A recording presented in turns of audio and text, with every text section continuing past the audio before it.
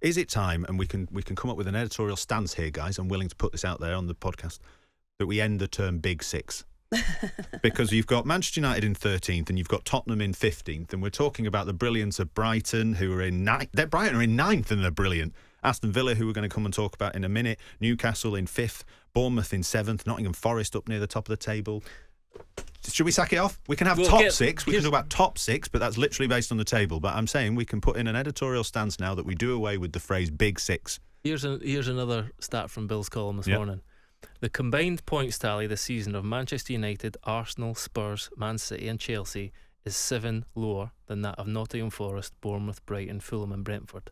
169 to 176.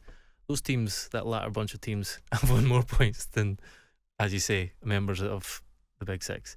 So you're on board with it, is what you're saying? Absolutely. Let's get rid of it. Alison, you've been doing this podcast far longer than me or Gregor. Are you happy? Are you on board with that? Should we do away for the rest of this season with the idea of a Big Six? I think we have to give the listeners more credit. I mean, when you say Big Six, you're not being literal. What you're saying is traditionally. No, it's always said clubs. With the Big Six. But I just think it's almost disrespectful to because of their trophy cabinet and what their investment is. If you didn't have the Big Six, then you wouldn't have the results that Gregor's just listed, because teams do lift themselves for the Big Six.